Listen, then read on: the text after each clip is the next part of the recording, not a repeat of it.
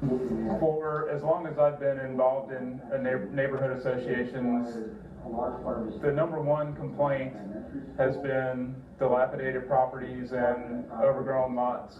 But some money could be going to help fix that problem in Birmingham soon. With that approved budget today, $3 million is slated to go toward demolishing abandoned homes in some communities, and another $3.5 million will help take care of overgrown lots and weed abatement.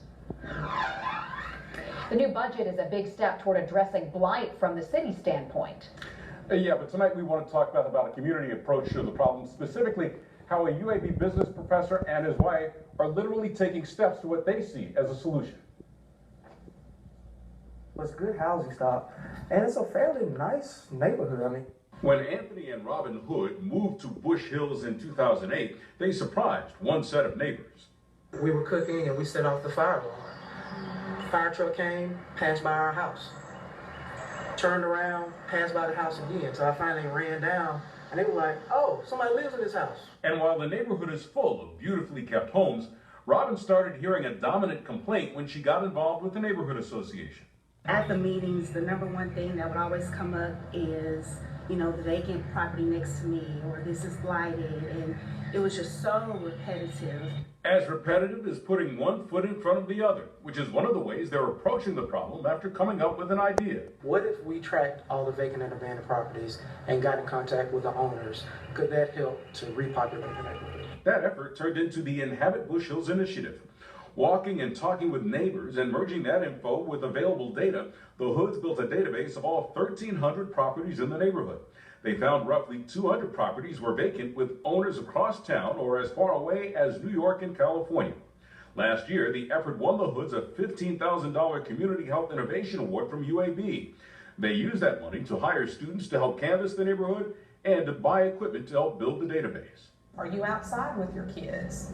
If not, if you don't feel safe because there are a number of empty homes around, then maybe not. So that impacts your physical activity opportunities and that type of thing. I think what the Hoods are doing is taking a laser beam and looking at specific problems, where sometimes the city has to look at a broader base of data.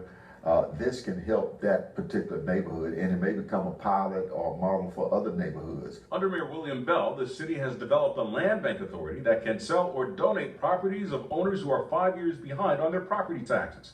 However, he says the city is still looking for a way to deal with owners who do pay their taxes while their properties continue to deteriorate. What the city does have, according to Community Development Director John Colon, is an updated code. Because of the International Maintenance Code, we've introduced new initiatives like Community Court, which is where the actual municipal courts will go out to the community and hold court, specifically discuss issues of property maintenance. In the meantime, the Hoods say they hope to play a role in matching properties that need some TLC with people who want to live in the neighborhood. We see ourselves in the future as being that central information resource for the Bush Hills neighborhood, so that if the Land Bank Authority has information, they know who's not paying the taxes, but they may not know whether somebody's actually living in the house. Now, the Hoods say that they've tried to contact the owners of those vacant properties to see if they may help in some way. They've gotten responses from about 20% of them.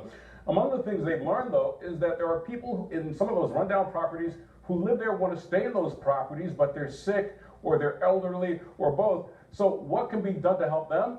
Well, we've got a story on that on our WBRC News app.